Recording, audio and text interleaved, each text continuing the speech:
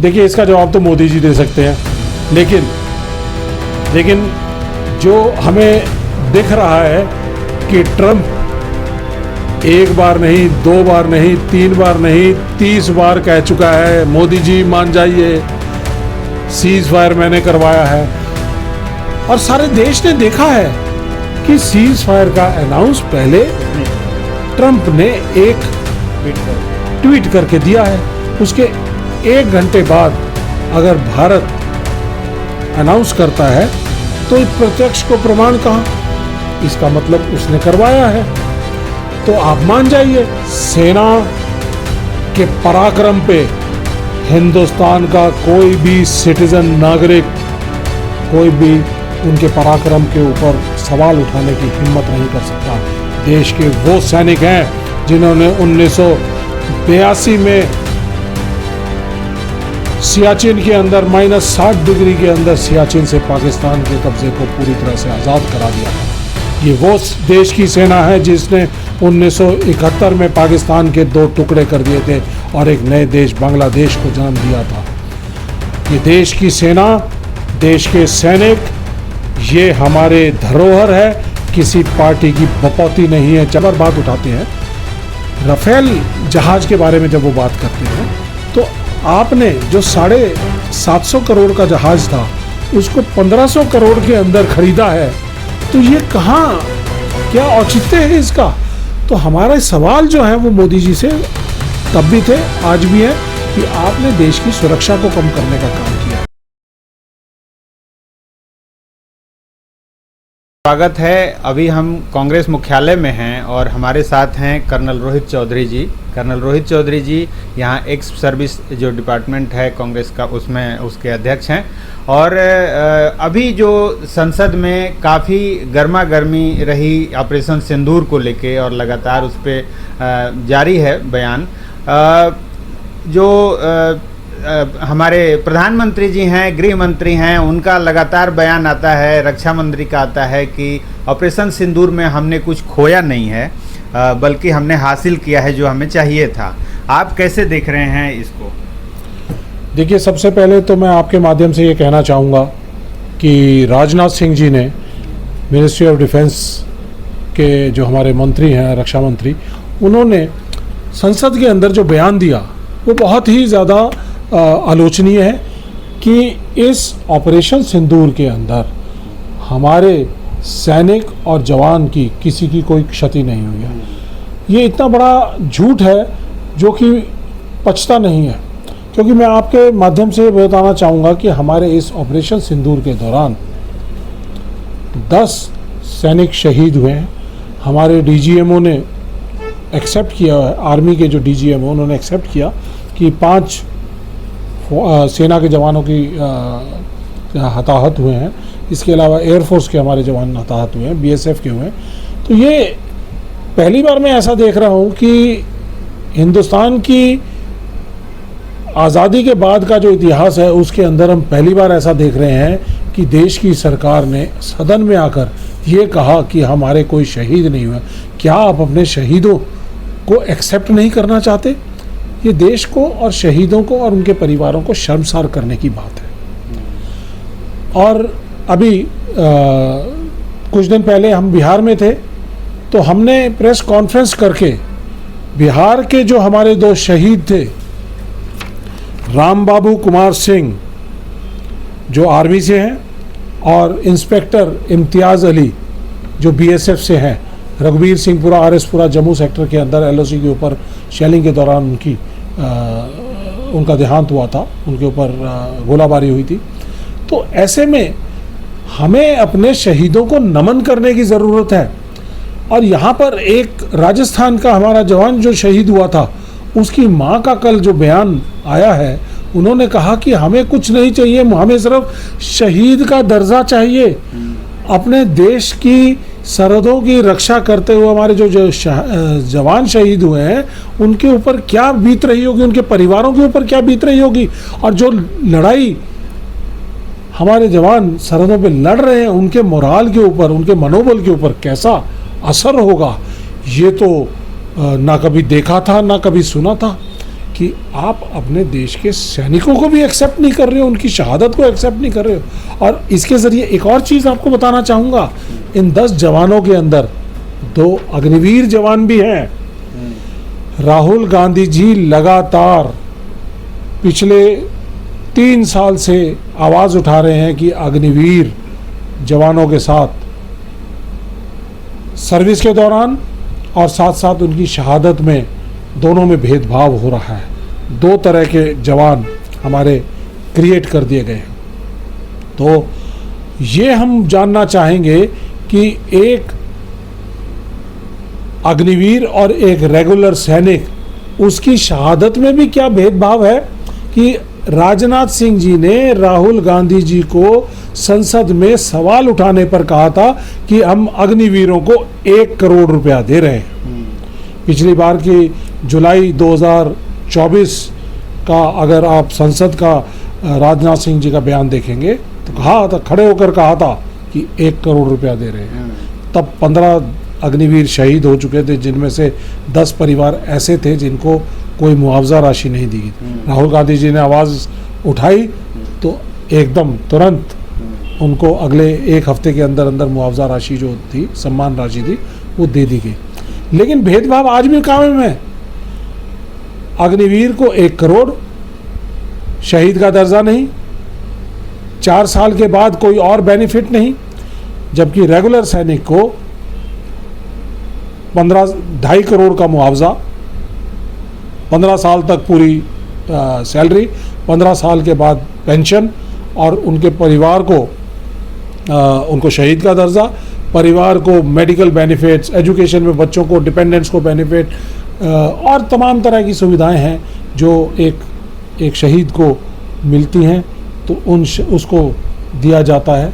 तो ये भेदभाव देश को मंजूर नहीं है। कांग्रेस पार्टी का फैसला था, राहुल गांधी जी का, हमारे न्याय पत्र के अंदर फैसला था कि अग्निवीर योजना देश की सेना के लिए, सुरक्षा के लिए, युवाओं के लिए घातक है और इसको जाना होगा। तो इस न्याय पत्र के ज़रिए हमने पूरे देश में संदेश दिया कि अग्निवीर योजना को कांग्रेस पार्टी ख़त्म करेगी, अग्निवीरों को रेगुलर करेगी और जो 1.5 लाख बच्चे जो अग्निवीर योजना लाने के समय आर्मी और एयरफोर्स में ज्वाइन करने के लिए तैयार खड़े थे, उनको बेरोज़गार करने का काम इस मोदी सरकार ने किया था। तो आज भी हम उस मुद्दे के ऊपर खड़े हैं। और सबसे इम्पॉर्टेंट बात यह है कि ऑपरेशन सिंदूर के अंदर जिस तरह से सरकार ने कहा है कि ऑपरेशन सिंदूर जारी है, तो इसलिए हमें लेखा जोखा लेना ज़रूरी है कि देश की सेना, ये समय वो है कि हमें देश की सेना का, सुरक्षा का और बढ़िया प्रबंध करना चाहिए, ताकि कोई हमारे आगे जब भी कभी ऑपरेशन सिंदूर का भाग 2 शुरू हो तो उस समय हमारी सेना को कोई नुकसान ना हो, सैनिकों का नुकसान ना हो। जिस तरह से हमारे deputy chief of army staff ने कहा कि सामने से इस ऑपरेशन सिंदूर के अंदर जो फेस था वो पाकिस्तान था, लेकिन पूरी की पूरी उनकी सेना को जो 80% से ज़्यादा इक्विपमेंट है, जहाज है, गोला बारूद है, जो टेक्नोलॉजी है, जो लाइव इंफॉर्मेशन जो दी जा रही थी वो चाइना द्वारा दी जा रही थी और तुर्की के ड्रोन दुनिया भर के वहाँ पर ऑपरेट कर रहे थे। तो ये 3 फ्रंट वॉर के बारे में उन्होंने जिक्र किया। सीडीएस ने ये कहा कि इस ऑप सिंदूर के अंदर हमें शुरुआती नुकसान हुआ, लेकिन कुछ जहाज गिरे, लेकिन क्यों गिरे ये ज़्यादा ज़रूरी है। कैप्टन शिव कुमार ने, मलेशिया में हमारे नेवल अटैची हैं, उन्होंने कहा कि कुछ जहाज ज़रूर गिरे, लेकिन ये जानना ज़रूरी है कि क्यों गिरे, क्यों हमारा नुकसान हुआ, क्योंकि हमारे हाथ बंधे हुए थे। सरकार लगातार कह रही थी पिछले 4 साल से पीओके को लेके आएंगे। कांग्रेस पार्टी ने, इंडिया गठबंधन ने सरकार का पूरा साथ दिया, कहा कि पहलगाम के आतंकियों को जो भी सज़ा दी जा सके उनके आकाओं को सज़ा देने की ज़रूरत है। उन्होंने यह भी कहा कि जो भी आका है उसके लिए कोई भी सरकार कदम उठाती है तो हम सरकार के साथ, सेना के साथ, सबके साथ हम हैं और सेना का जो भी कार्रवाई करेगी और कांग्रेस पार्टी उसका साथ देगी। जी, जहाँ पर आप कह रहे हैं कि प्रधानमंत्री मोदी ने संसद में कहा कि कांग्रेस पाकिस्तान का साथ दे रही थी, विपक्ष जिस तरीके से वहाँ पर ये सेना का मनोबल तोड़ने का काम कर रहे थे। कांग्रेस पार्टी आज़ादी की लड़ाई लड़ने वाली पार्टी है। ये देश के सेना के साथ, सैनिकों के साथ, सिटीजन्स के साथ खड़े होने वाली पार्टी है। ये पाकिस्तान की तरह ये बीजेपी और आरएसएस की तरह नहीं है, जिन्होंने पहले तो अंग्रेज़ों के दबाव के अंदर माफ़ीनामे दिए और आज़ादी की लड़ाई में कोई योगदान नहीं था, और आज ऑपरेशन सिंदूर में इन्होंने सत्य साबित कर दिया कि इनकी जो फिलॉसफी है, सोच है, विचारधारा है, आज भी वही है। आज इन्होंने ट्रंप के दबाव में आकर सीज़ फायर किया। जब हमारी सेनाएं जीत रही थी तो उस समय सेना के पांव खींचने का काम किया। आज भी ये वही उसी तरह की सोच के, विचारधारा के मालिक हैं जो विदेशी ताकतों के 10,000 15,000 किलोमीटर दूर से बैठे हुए ट्रंप ने सीज़ फायर किया। बायलैटरल पाकिस्तान और हिंदुस्तान का मुद्दा है कश्मीर, उसको इंटरनेशनलाइज करने का काम किया। तो ये तमाम चीज़ें हैं जिसके लिए बीजेपी को, आरएसएस को इनको जवाब देना पड़ेगा। कांग्रेस पहले भी देश के लिए लड़ाई लड़ी थी, आज भी लड़ेगी, देश की सेनाओं के साथ खड़ी है। कहने विश्व की किसी ताकत ने नहीं कहा था हमें सीज़फायर के लिए। अगर किसी ताकत ने नहीं कहा था तो राहुल गांधी जी ने मोदी जी से एक हरफिया बात कहने को कहा था कि आप संसद में ये बयान दे दें कि ट्रंप ने सीज़ फायर कराया है। वो ये 30 बार कह चुका है। आप ट्रंप को झूठा साबित कर दें, कह दें कि ट्रंप ने झूठ बोला है, लेकिन मोदी जी आप 56 इंच के सीने से वो बात भी नहीं निकाल सके। आपके पास उन्होंने, राहुल गांधी जी ने कहा कि इंदिरा गांधी जी ने 1971 में निक्सन प्रेसिडेंट थे, उनको कहा था कि अब वो ज़माना चला गया है कि 10-15 हज़ार किलोमीटर दूर बैठे लोग भारत की सरहदों का फैसला करेंगे। हम अपने फैसले करने की खुद ताकत रखते हैं, और पाकिस्तान के 2 टुकड़े कर दिए। आज मोदी जी अगर आप में इंदिरा गांधी जी जितनी, कम से कम उसके आधी भी ताकत हो जिस तरह से राहुल गांधी जी ने कहा है, तो आप कह दीजिए कि ट्रंप यूएस प्रेसिडेंट झूठ बोल रहे हैं। और अगर इतनी हिम्मत दिखाएंगे तो कांग्रेस पार्टी उनके साथ खड़ी दिखाई देगी। लेकिन इतनी भी हिम्मत और साहस जुटा नहीं पाए, क्योंकि 1.5 घंटे के भाषण के अंदर उन्होंने यूएस प्रेसिडेंट ट्रंप के बारे में कोई बात नहीं कही। लेकिन यूएस प्रेसिडेंट ट्रंप दूसरी तरफ नाराज हो गया कि उनका दोस्त नमस्ते ट्रंप वाला या हाउडी मोदी वाला जो मोदी जी थे, उन्होंने ट्रंप के बारे में कोई जिक्र नहीं किया। नाराज हुए, 25% देश के ऊपर पेनल्टी लगा दी और कहा कि रूस के साथ जो दोस्ताना है वो उसकी वजह से, और जो हमारे संबंध हैं और जो हमने मिलिट्री इक्विपमेंट जिस तरह से हम रूस के साथ हमारी एक हमारा एक सहयोग है, आपसी सहयोग है, उसके तहत जो रूस का इक्विपमेंट हमारे को मिलता रहता है, अमेरिका का इक्विपमेंट नहीं खरीदते हैं।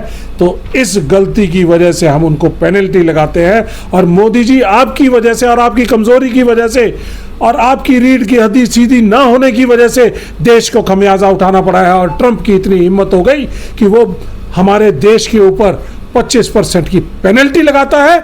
आप उस पर ट्रंप को वापस पलट कर वार कीजिए कि हम इस पेनल्टी की कतई परवाह नहीं करते। लेकिन इनके जो मंत्री हैं वो कहते हैं कि आप लोगों को ट्रंप पे भरोसा है, मोदी जी पे भरोसा क्यों नहीं है? मोदी जी जब उनकी टीम कह रही है, उनके लोग कह रहे हैं कि किसी ने दबाव में नहीं सीज फायर हुआ, किसी ने नहीं कहा, तो आप लोग ट्रंप पे अड़े हैं कि ट्रंप ने कहा, ट्रंप ने कहा। ऐसा है, वो बार बार कह रहा है, रिपीट कर रहा है। सदन में मोदी जी के भाषण के बाद भी वो उम्मीद कर रहा था कि शायद मोदी जी कह दें कि ट्रंप ने सीज फायर करवाया है। मोदी जी डर गए, क्योंकि अगर कहते हैं कि ट्रंप ने सीज फायर कराया है तो देश उनको प्रधानमंत्री की कुर्सी से चलता कर देगा। और अगर और अगर ये कह देते हैं कि ट्रंप ने सीज फायर नहीं कराया है, तो उनके जो साथी अडानी अंबानी और पता नहीं क्या क्या राज ट्रंप साहब इनके लेके बैठे होंगे, तो वो उजागर कर देगा। तो मोदी जी इस मझधार के अंदर फंसे हुए हैं, तो इतना भी सत्य नहीं बोल पाए।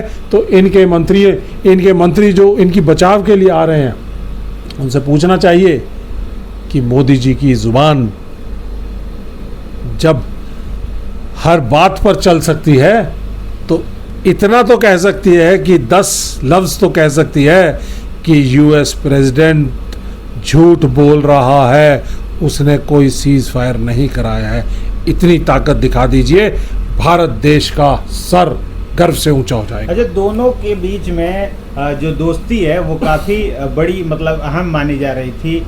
ये माय डियर फ्रेंड कहते थे ट्रंप को, वो इनको कहता था। आखिर ऐसी क्या कमजोरी है जो दोनों के बीच में आ गई और ये मामला हो गया है? देखिए, इसका जवाब तो मोदी जी दे सकते हैं, लेकिन जो हमें दिख रहा है कि ट्रंप एक बार नहीं, 2 बार नहीं, 3 बार नहीं, 30 बार कह चुका है मोदी जी मान जाइए, सीज फायर मैंने करवाया है।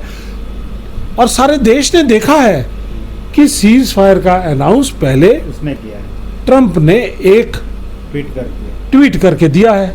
उसके 1 घंटे बाद अगर भारत अनाउंस करता है तो प्रत्यक्ष को प्रमाण कहाँ, इसका मतलब उसने करवाया है। तो आप मान जाइए और आप बता दीजिए कि आपके पास, मोदी जी आप बता दीजिए कि आपके पास इंदिरा गांधी जी जितनी ताकत नहीं है और उतनी हिम्मत और साहस नहीं है कि आप यूएस प्रेसिडेंट को पलट कर कह दें कि आप झूठ बोल रहे हैं। अच्छा, सेना की जो बात थी, ये सरकार लगातार कहती है कि पीछे जो सरकारें थी वो सेना को बांध के रखी थी, उनके हाथ बंधे हुए थे, उनके पास जो इक्विपमेंट थे वो पुराने थे, वो सही नहीं थे। हमने खर्च किया और सेना को ऐसा मजबूत बनाया कि आज कोई देश नहीं हमारे तरफ देख सकता, और इस ऑपरेशन सिंदूर में हमने ये दिखाया भी। लेकिन इतना नुकसान फिर कैसे हो गया? देखिए, भारत की का रक्षा बजट है, पहली बार ऐसा हुआ है कि भारत का रक्षा बजट 1.9% ऑफ जीडीपी हुआ है, जो पिछले 60 सालों में सबसे कम रहा है। और जहाँ तक बात है, वो कहते हैं कि मॉडर्नाइजेशन हमने किया। आप ये बताइए कि जो इंटीग्रेटेड मिसाइल डेवलपमेंट प्रोग्राम था, जिसके तहत हमारी तमाम तरह की मिसाइलें, ब्रह्मोस, उसकी जो मैन्युफैक्चरिंग फैसिलिटीज़ हैं, जो प्लांट्स जो उनके बने हैं, वो कहाँ पे बने? यूपीए की सरकार के अंदर बने। इंटीग्रेटेड मिसाइल डेवलपमेंट 1982 के अंदर शुरू किया गया था। उससे पहले हमारे स्पेस प्रोग्राम्स जो हैं 1960s के अंदर शुरू किए गए थे। हमारे जब हम भारत न्यूक्लियर ताकत बनी थी, तो और 1975 के अंदर न्यूक्लियर ब्लास्ट किया गया था। 1974 के अंदर आर्यभट्ट उपग्रह को लॉन्च किया गया था। तो हमारा न्यूक्लियर डेवलपमेंट प्रोग्राम, इसरो का डेवलपमेंट प्रोग्राम 1956 के अंदर हमने डिफेंस रिसर्च डेवलपमेंट ऑर्गेनाइजेशन बना दी गई थी, जिसके तहत तमाम तरह की जो मिलिट्री इक्विपमेंट को बनाने का, ऑर्डिनेंस फैक्ट्रीज़ को हमने डेवलप करने का काम किया था। तो पिछले 10 साल में मुझे ये बताइए कि मोदी जी, आपने कौन सा ऐसा इक्विपमेंट है जो देश को समर्पित किया है? ब्रह्मोस मिसाइल जो इंडिजिनसली जो बन रही थी, पृथ्वी मिसाइल, अग्नि मिसाइल, नाग, आकाश, त्रिशूल, ये सारी चीज़ें जो बनी हैं वो कांग्रेस के टाइम में ही तो बनी है। और जो राफेल जहाज थे, हमने तो 126 जहाज़ों का ऑर्डर दिया था, जिसके अंदर से 12 जहाज फिनिश्ड कंडीशन में मिलने थे, और बाकी सारे जहाज 2025 तक 126 जहाज हमारे देश में अपने ही इंडियन एयरोनॉटिकल लिमिटेड IAL के अंदर जो है एयरोनॉटिकल, वहीं बनने थे। लेकिन आपने उन सारी टेक्नोलॉजी हमारे पास आनी थी, एब्जॉर्ब करनी थी हमने टेक्नोलॉजी, वो टेक्नोलॉजी आपने देश में आने के लिए एक बैरियर बना दिया, क्योंकि आपने 36 जहाज फुली फिनिश्ड कंडीशन के अंदर जो एक्चुअल एवियोनिक्स की टेक्नोलॉजी थी, जो एयरफ्रेम की टेक्नोलॉजी, जो इंजन की टेक्नोलॉजी थी, वो हमारे देश में नहीं आई। तो ये सबसे बड़ा नुकसान आपने किया। और सबसे बड़ी जो राहुल गांधी जी भी बार बार बात उठाते हैं, राफेल जहाज के बारे में जब वो बात करते हैं, तो आपने जो 750 करोड़ का जहाज था उसको 1500 करोड़ के अंदर खरीदा है। तो ये कहाँ, क्या औचित्य है इसका? तो हमारा सवाल जो है वो मोदी जी से तब भी थे, आज भी है, कि आपने देश की सुरक्षा को कम करने का काम किया है। आपने अग्निवीर जैसी योजना देश के ऊपर थोपने का काम किया है, जिसकी वजह से हमारे 2020, 21, 22 के अंदर 75,000 के रेट से तकरीबन 2.25 लाख हमारे सैनिक कम हो गए। आपने जो अग्निवीर भर्ती किए हैं, हर साल 80,000, 75 से 80,000 हमारे सेना में 2023 और 24 के अंदर सैनिक आने चाहिए थे, लेकिन 35,000 सैनिक आए। हमारे सेना की संख्या 15 लाख से आपने घटाकर 11 लाख कर दी है। तो ये आपने देश की सेना का हाल बना दिया है। और आपके माध्यम से मैं ये कहना चाहूँगा कि जो पहलगाम अटैक हुआ है, उससे पहले पुलवामा हुआ, उससे पहले पठानकोट हुआ, उससे पहले उड़ी हुआ, तो ये सारे के सारे अटैक जिस तरह से लगातार बीजेपी के रिजीम के अंदर हो रहे हैं और उसकी कोई इन्वेस्टिगेशन नहीं हुई है, कोई अकाउंटेबिलिटी नहीं है, किसकी जिम्मेदारी तय की? आपने किसी की जिम्मेदारी तय नहीं की। वो कहते हैं हमने मुंहतोड़ जवाब तो दिया ना। क्या मुंहतोड़ जवाब दिया? मुंहतोड़ जवाब क्या दिया? आप ये बताइए कि आपने पहलगाम के जो 26 जो हमारे लोग शहीद हुए थे, हमने देश की मिलिट्री हिस्ट्री के अंदर, हम और वर्ल्ड की मिलिट्री हिस्ट्री में हमने कभी नहीं ऐसा देखा कि 40 मिनट तक आतंकवादी आए और 40 मिनट तक वो वहाँ पर आतंक और जो खून खराबा करते रहे। तो आतंकी आता है, 1 मिनट में आता है, अटैक करता है और भाग जाता है, लेकिन 40 मिनट आपने उनको समय दिया, क्योंकि आपकी वहाँ ना आपको कोई पुलिस पोस्ट थी, ना वहाँ पे आपकी कोई पिकेट थी, ना कोई आपका बंदोबस्त था। 1.5 घंटे तक आप अपनी रीइंफोर्समेंट रसद नहीं पहुंचा सके। ये एरिया मैं आपको क्लियर करना चाहता हूं आपके माध्यम से कि जो सिक्योरिटी ऑफ J&K है, जब से यूनियन टेरिटरी बना है तब से पैरामिलिट्री पहलगाम की और श्रीनगर की जो टाउन एरियाज़ हैं सारे के सारे, उनकी सिक्योरिटी पैरामिलिट्री की करती है, CRPF BSF करती है, जो डायरेक्टली होम मिनिस्ट्री के अंडर आती है। और ये टोटल होम मिनिस्ट्री की एडमिनिस्ट्र्ड लैंड थी। फौज का इसमें कोई लेना देना था, आर्मी, एयरफोर्स, नेवी का कोई इसमें एडमिनिस्ट्रेशन के अंदर कोई लेना देना नहीं था, सिक्योरिटी में कोई लेना देना नहीं था। तो ये जिम्मेदारी मिनिस्ट्री ऑफ होम की है, DG पुलिस की है, DG CRPF, DG BSF, intelligence एजेंसियों की है, जिन्होंने कोई पुख्ता इंटेलिजेंस एजेंसी ने पुख्ता जो इंटेलिजेंस इनपुट्स हैं वो नहीं दिए हैं, और जिसकी वजह से पहलगाम का इतना बड़ा हमला हुआ और 2 न्यूक्लियर देशों को आमने सामने लड़ाई की कगार पर लाकर खड़ा कर दिया। लेकिन कोई अकाउंटेबिलिटी अभी तक किसी का कोर्ट मार्शल नहीं हुआ, चाहे वो मिनिस्ट्री ऑफ होम में अमित शाह जी हैं, उनके नेशनल सिक्योरिटी एडवाइज़र हैं, DGs हैं, DGs of information bureau, raw, CRPF, BSF, DG police, किसी भी एजेंसी का कोई भी जिम्मेदारी तय नहीं हुए। ये हमारे सवाल हैं जो आज भी बुनियादी तौर पे खड़े हुए हैं, और इनके जवाब हमें चाहिए। सेना के पराक्रम पर आप कोई सवाल उठाते हैं? सेना के पराक्रम पे हिंदुस्तान का कोई भी सिटीजन, नागरिक, कोई भी उनके पराक्रम के ऊपर सवाल उठाने की हिम्मत नहीं कर सकता। देश के वो सैनिक हैं जिन्होंने 1982 में सियाचिन के अंदर -60 डिग्री के अंदर सियाचिन से पाकिस्तान के कब्जे को पूरी तरह से आज़ाद करा दिया था। ये वो देश की सेना है जिसने 1971 में पाकिस्तान के 2 टुकड़े कर दिए थे और एक नए देश बांग्लादेश को जन्म दिया था। ये देश की सेना, देश के सैनिक, ये हमारे धरोहर है, किसी पार्टी की बपौती नहीं है, चाहे वो बीजेपी और RSS कहती है। इनके लीडर्स बोलते हैं कि आज देश की सेना मोदी जी के चरणों में नतमस्तक है। ये देश की सेना है, आपकी सेना है, मेरी सेना है। इनका मनोबल बहुत ऊंचा है। -60 डिग्री से +60 डिग्री की वातावरण के अंदर लड़ाई लड़ते हैं और इनको सिर्फ 9 टारगेट दिए गए थे। आज सेना को 150 टारगेट दिए होते तो ये 150 टारगेट को, टेररिस्ट टारगेटों को ध्वस्त कर देते। और जब वो पाकिस्तान के 5 टुकड़े करने की ताकत रखते थे तो यूएस प्रेसिडेंट ट्रंप के दबाव में आकर मोदी साहब ने और मोदी साहब की सरकार ने सीज फायर करवा दिया। तो देश की सेना और उनके पराक्रम के ऊपर और उनके मनोबल को कम करने का काम मोदी सरकार करती है। कांग्रेस पार्टी उनके साथ खड़ी थी, है और रहेगी। और आपके लिए हम एक स्लोगन बोलेंगे, सेना के सम्मान में, कांग्रेस सदा मैदान में। जय हिंद।